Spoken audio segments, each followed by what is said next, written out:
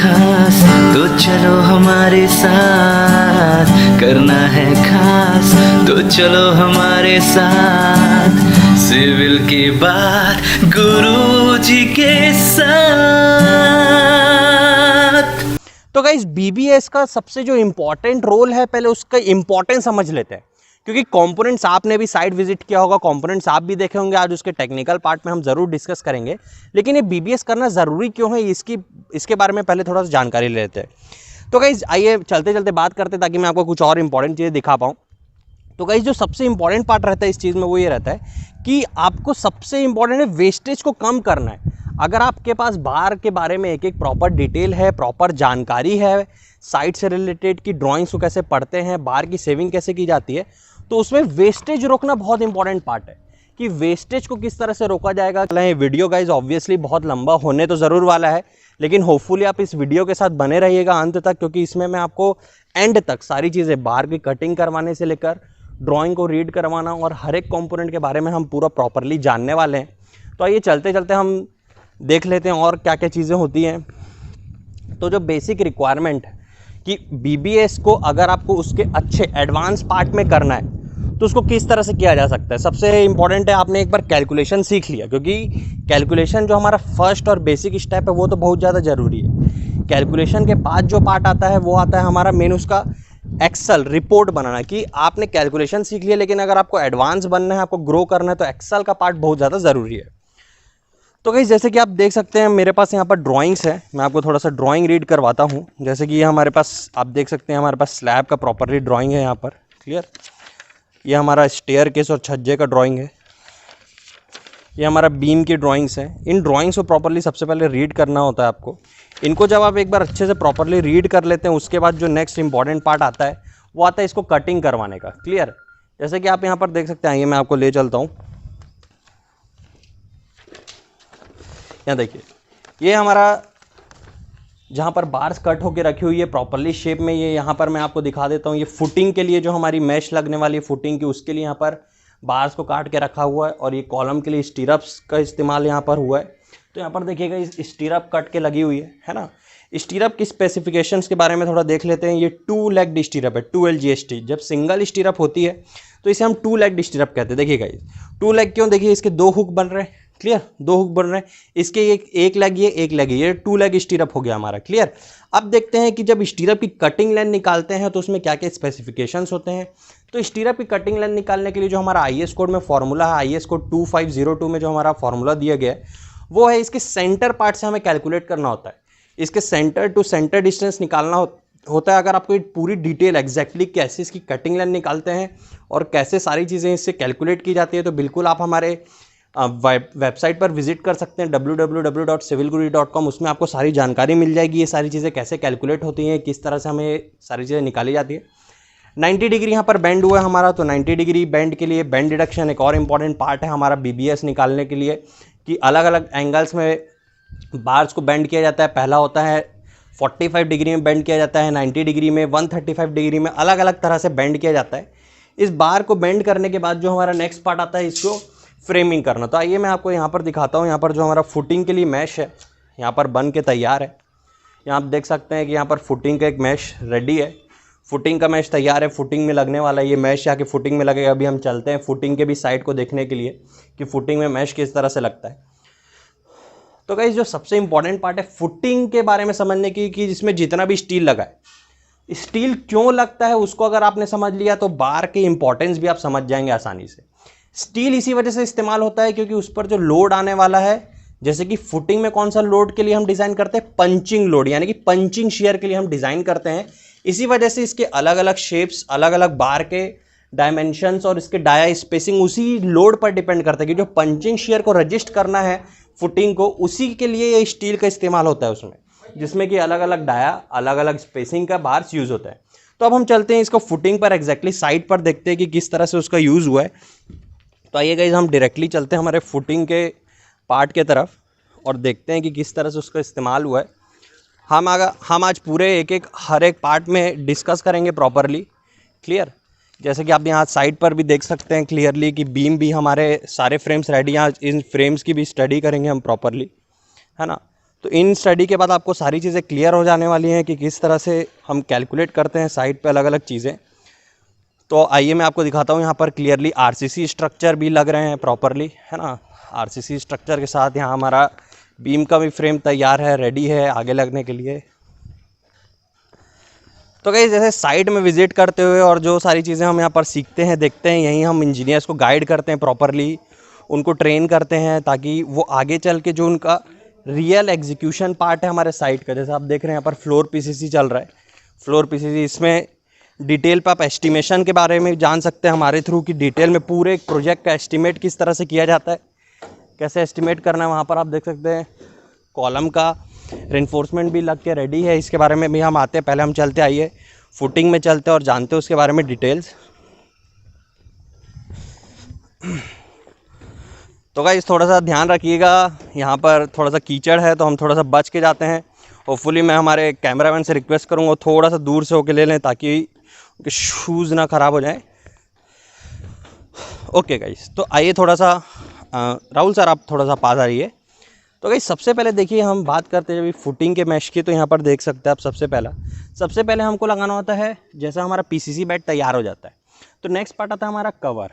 Clear, हमको footing की जाली बिछाने से पहले हमको क्या चाहिए, कवर, जो कि फुटिंग के लिए कवर कितना होता है हमारा 50 mm हम कवर लेते हैं मिनिमम फुटिंग के लिए। तो आप यहाँ देख सकते हैं हमारा कवर है, कवर के ऊपर ये देखिए मैश रखा है। क्लियर, फुटिंग मैश रखा है यहाँ पर। फुटिंग मैश ये हमारा डबल जाली है। क्लियर, जैसे नीचे से भी है सेम सिमिलरली ऊपर से भी है। फुटिंग का मैश का बीबीएस निकालना वेरी इजी, बहुत आसान है। अगर आप एक बार ड्राइंग पढ़ लेते हैं आसानी से तो आपको आगे के पार्ट्स कैलकुलेट करना बहुत ज़्यादा आसान हो जाता है। तो सबसे पहले हम देखते हैं जो यहाँ पर हमारा मैश लगा है फुटिंग का। क्लियर, यहाँ पर आप देख सकते हैं 2 एक्सिस पे बार लगे। क्लियर, अगर हम बात करते हैं ये वाले एक्सिस को एक्स एक्सिस की बात करते हैं, ठीक है, और वाले एक्सिस को वाई एक्सिस की बात करते हैं। तो गाइज आप देख सकते हैं यहाँ पर एक्स एक्सिस और वाई एक्सिस में बार लगा हुआ है। अगर इसकी कटिंग लेंथ निकालनी है तो बहुत आसान है, हमें केवल क्या करना है, जो फुटिंग का एग्जैक्ट साइज़ है, क्लियर, फुटिंग का एग्जैक्ट साइज़ है उस साइड से, दोनों साइड से कवर को हमको डिडक्ट करना है। प्लस हम क्या करेंगे, दोनों साइड से ये एल, ये जो बेंड है इसकी लेंथ को ऐड कर देंगे, और माइनस बेंड डिडक्शन।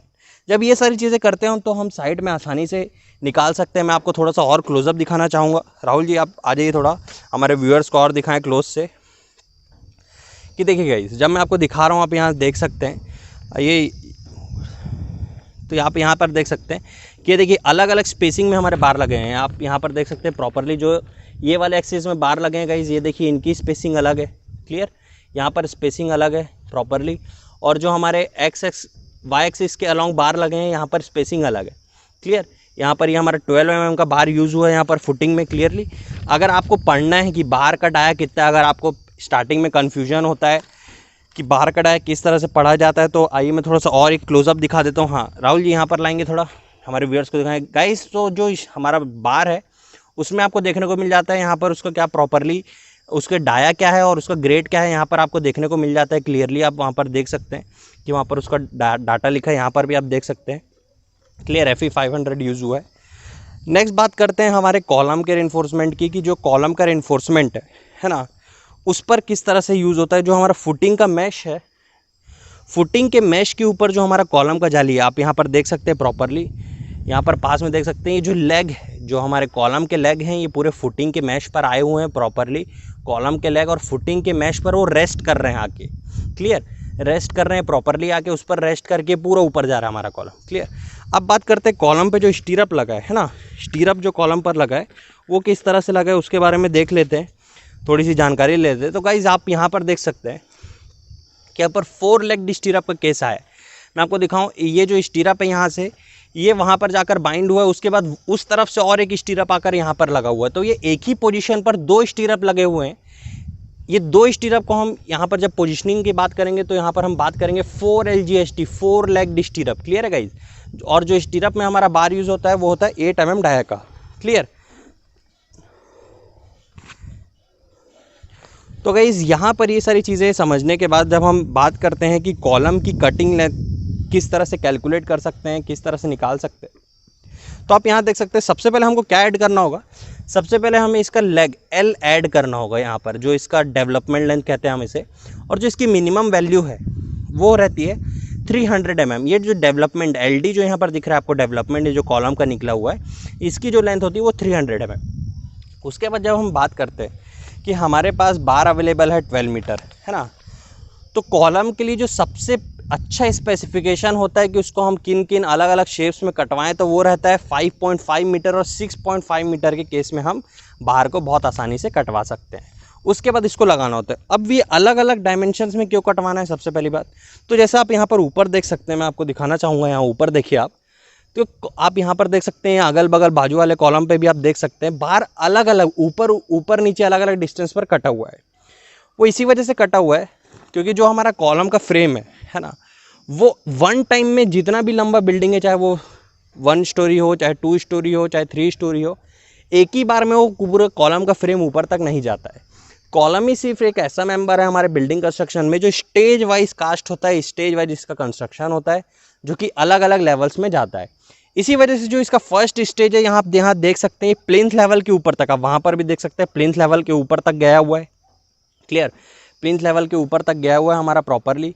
तो प्लिंथ लेवल के ऊपर तक जाने से इसका क्या होगा, जो इसका लैपिंग जोन है, इसका जो लैपिंग जोन है वो हमारा इसके जब हम बात करते हैं इसका पोजीशन की, जहाँ पर ये बीम से आके मिलेगा, चाहे वो ग्राउंड बीम हो चाहे प्लिंथ बीम हो, लैपिंग जोन उसके ऊपर निकलेगा। इसी वजह से इसको ऊपर तक ले जाएगा और ऑल्टरनेट काटा गया है ताकि लैप एक ही जगह पर लैप नहीं आने चाहिए, क्योंकि अगर वो एक ही जगह पर लैप आएंगे तो इससे क्या होगा, जब कॉलम पर अगर बकलिंग या कंप्रेशन की वजह से फेलियर होगा तो उसके वजह से सारे के सारे लैप एक ही जगह से फेल हो जाएंगे।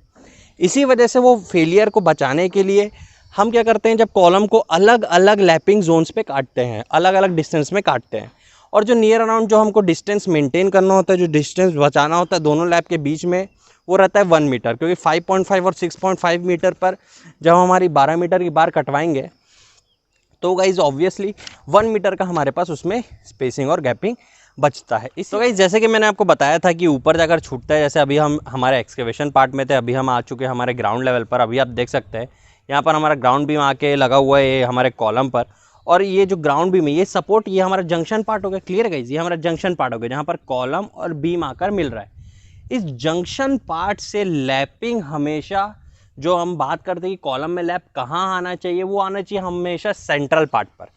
जैसे कि आप देख सकते हैं कि जंक्शंस पर लैप नहीं आया है, जंक्शंस तक बार आके नहीं छूटे। जंक्शन से L/4 डिस्टेंस, L क्या होता है, इस जंक्शन से लेकर जो हमारा स्लैब बीम है, जो स्लैब है उसके बीच तक का जो कॉलम का स्पान होता है टोटल, जैसे मान लेते हैं जो हमारा 3 मीटर का स्पान है, तो L/4 3000/4 जो हमारा टोटल रहेगा mm में, जो 3000/4 के डिस्टेंस पर हमारा ये बाहर आकर छूटेगा, L/4 तक इसका लैपिंग जोन आना चाहिए, और ये हमेशा अलग अलग कटा होना चाहिए। अब आप यहाँ पर क्लियरली देख सकते हैं कि जो हमारे टोटल 8 नंबर ऑफ बार्स लग रहे हैं हमारे कॉलम में, तो 8 नंबर ऑफ बार्स में देखिए 4 बार से एक पर्टिकुलर डिस्टेंस तक आकर कटे हुए हैं, और बाकी 4 बार उसके थोड़ा कुछ डिस्टेंस ऊपर निकाला है। ये डिस्टेंस कितना होगा, 1 मीटर नियर अराउंड इसका डिस्टेंस होगा दोनों के लैप जोन में।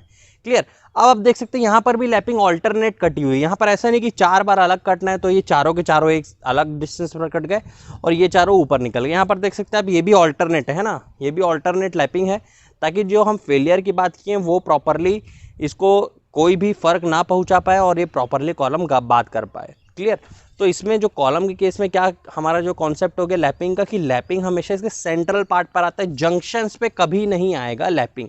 क्लियर है, अब आगे चलते हैं हम बीम के पार्ट में, और बीम के केस में सारी चीज़ें देखते हैं।